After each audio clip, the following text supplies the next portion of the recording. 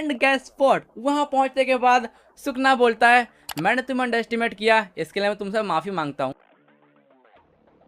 Okay okay ठीक है ठीक है ठीक है। जे के चैप्टर नंबर 261 आउट हो चुका है and he is back. Yes he is back. लेकिन जे के हिस्ट्री का सबसे बड़ा प्लॉट इसी चैप्टर में, क्योंकि गोजो तो वापस आ चुका है बट गोजो की बॉडी के अंदर गोजो नहीं है। और जरा एक बार इस पिक को देखो, गोजो के सिर पे एक मार्क है और इस मार्क का मतलब क्या है तुम समझ चुके हो। और मैं तुम्हें बता रहा हूँ इस चैप्टर ने फोड़ दिया है और चैप्टर बहुत ज्यादा इंटरेस्टिंग है, इसलिए देखो इस वीडियो को फुल वॉच करना। चलो बिना किसी टाइम वेस्ट के स्टार्ट करते हैं।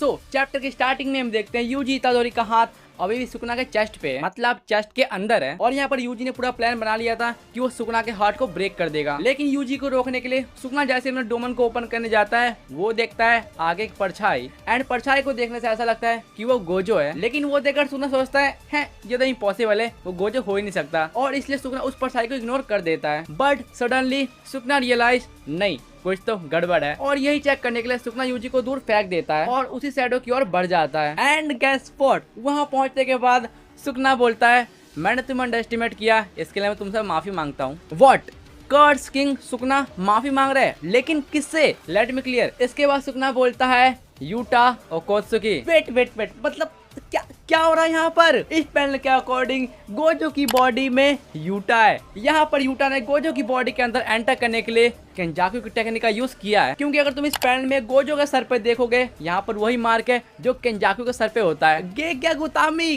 क्या कर रहा है? अब देखो कुछ भी कहो, इस चैप्टर को लेकर इंटरनेट पर हाइप तो है, मतलब देखो गोजो में दम तो है। और इसके बाद हम देखते हैं छोटा सा फ्लैशबैक। यहाँ पर फ्लैशबैक में यूटा डिसाइड करता है कि रीका केंजाकू की डेड बॉडी को निगल लेगी, जिससे कि वो केंजाकू कर्स टेक्निक को कॉपी कर सकती है और इसी के हेल्प से यूटा बॉडी चेंज कर सकता है। लेकिन यूटा के इस प्लान को लेकर माकी मना करती है, लेकिन इसके ऑब्जेक्शन में हकारी बोलता है हम ये प्लान तभी यूज करने वाले जब हम सभी वाइप आउट हो जाएंगे एंड वी ऑल नो ये सभी लोग पिट चुके हैं। लेकिन फिर यहाँ पर कुसाका ये बोलता है लेकिन क्या हम गोजो की बॉडी से सिर्फ लिमिटलेस कॉपी नहीं कर सकते? और इसका आंसर देते हुए सोको बोलती है हम 6 आइस के बिना लिमिटलेस को कॉपी नहीं कर सकते। और फिर कुसाका ये बोलता है तो 6 आइस की कॉपी कर लो ना, अबे पागल हो गया है क्या? और फिर सोको बोलती है 6 आइस गोजो की फिजिकल बॉडी का पार्ट है, इसलिए हम उसको कॉपी नहीं कर सकते। और फिर इसके बाद हमें पता चलता है कि अगर यूटा बॉडी चेंज करता है तो वो सिर्फ किसी कर्स टेक्निक को 5 मिनट तक यूज कर सकता है। और ये सुनकर मांकी बोलती है लेकिन अगर 5 मिनट यूज कर सकते हैं तो उसके बाद क्या? और उसके बाद मिमी एक्सप्लेन करती है एक पॉजिटिव पॉइंट और एक नेगेटिव पॉइंट अगर यूटा बॉडी चेंज करता है तब। और ये पॉजिटिव और नेगेटिव पॉइंट क्या है मैंने यहाँ पर लगा दिया, तुम पॉज करके रीड कर सकते हो। लेकिन यहाँ पर मिमी यही बोलती है अगर यूटा बॉडी चेंज करता है तो अपनी कर्स टेक्निक हो सकता है और अगर ऐसा होता है तो उसे हमेशा के लिए गोजो की बॉडी में रहना पड़ेगा। और पूरी बातें सुनने के बाद यूटा बोलता है यही हमारे पास लास्ट रास्ता है, लेकिन उससे पहले मैं खुद ही सुकना से फाइट करना चाहता हूँ और अगर मैं हार गया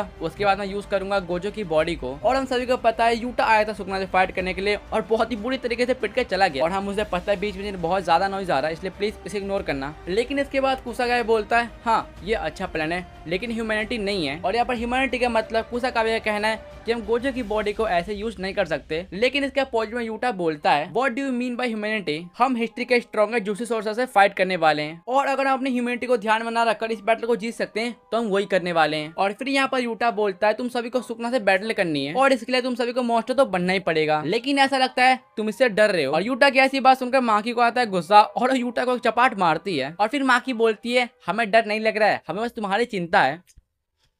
क्या बात बोली है? लेकिन उसके बाद यूटा चिल्ला के बोलता है तुम सभी को मेरी चिंता है लेकिन गोजो सेंसे का क्या वो हमारे लिए इंपॉर्टेंट नहीं थे? नहीं भाई वो थे। गोजो सेंसे भी सुकना से बैटल के लिए मॉन्स्टर बने ना और हम सभी को बचाने की कोशिश की, लेकिन अगर वो अब चले गए इसका मतलब हम में से किसी एक को मॉन्स्टर बनना पड़ेगा और उस हैवान कर्स किंग से बैटल करनी पड़ेगी। लेकिन ऐसा लगता है तुम सब मॉन्स्टर बनने से इनकार कर रहे हो, इसलिए मॉन्स्टर मैं बनूंगा और सुकना से बैटल करूंगा। यूटा तो पहले से मॉन्स्टर है, ठीक है, बनने की जरूरत नहीं है। और इसके बाद हम देखते हैं एक और फ्लैशबैक जहाँ पर गोजो यूटा और सोको भी होते हैं और यहाँ पर यूटा गोजो से बोलता है अगर आप हार गए तो हम तुम्हारी बॉडी ले लेंगे। और इसके बाद गोजो बोलता है हाँ कोई बात नहीं मेरी बॉडी ले लेना, लेकिन मैं तुम्हें बता दूं मुझे हारने का कोई मूड नहीं है।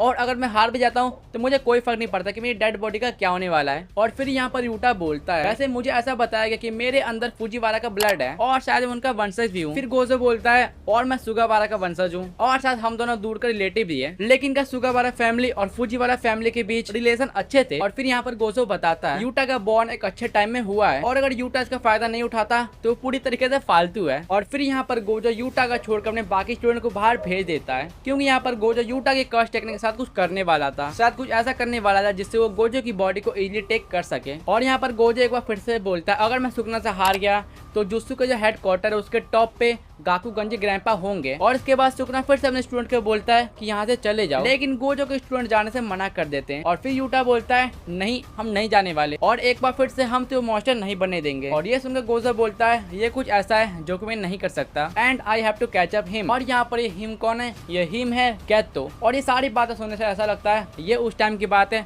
जब गोजो सुकना से फाइट करने के लिए जा रहा होगा। और इस बार फिर से सीन चेंज होता है, हम देखते हैं यूजी के फ्रेंड अमाई को जो कि अपने सिटी के बारे में सबको बताता है। वो बताता है वो अपनी बॉडी के अंदर शुगर को एम्पलीफाई कर सकता है और उसे किसी दूसरे रास्ते में आउटपुट कर सकता है। और ये टेक्निक अच्छी टेक्निक है इसलिए सोका ने उसे मेडिकल टीम में शामिल कर लिया है। मतलब भाई क्या ये मुझे समझ में नहीं आया, इतने अच्छे माहौल के बीच इस पैनल की जरूरत क्या थी। और उसके बाद फिर से सीन चेंज होता है जहां पर हम देखते हैं यूटा आधा कट चुका है, लेकिन कैसे याद है ना सुकना ने यूटा पर स्लैश अटैक किया था और इसलिए यूटा को मेडिकल वार्ड में लाया गया है। और यहाँ पर अराटा अपने कर्स टेक्निक का यूज करके यूटा घाव को भरना स्टार्ट कर देता है। और फिर यहाँ पर यूटा बोलता है रिका को थैंक यू, शायद उसी की वजह से मैं अभी होश में हूँ लेकिन मैं ऑलरेडी अपने लिमिट पे हूँ। लेकिन यहाँ पर सोका यूटा को बोलती है कि मैंने पहले ही गोजो के कॉर्प्स को शिफ्ट कर दिया है, इसलिए जब यूटा एक बार गोजो की बॉडी स्विच कर जाएगा तो सोको अपने रिवर्स कर्स टेक्निक को मैक्स कैपेसिटी में यूज कर देगी। और इतने बड़े फ्लैशबैक के बाद हम फाइनली आते हैं प्रेजेंट में जहाँ पर हम देखते हैं एक बार फिर से आमने सामने आ चुके हैं सुकना और यूटा जो कि गोजो की बॉडी में। और यहाँ पर सुकना और यूटा दोनों ने अपना डोमन यूज कर दिया है। लेकिन यहाँ पर एक बात पॉइंट करने वाली है, यहाँ पर नरेटर बोलता है यहाँ पर गोजो ने सुकना के ओपन बैरियर डोमन का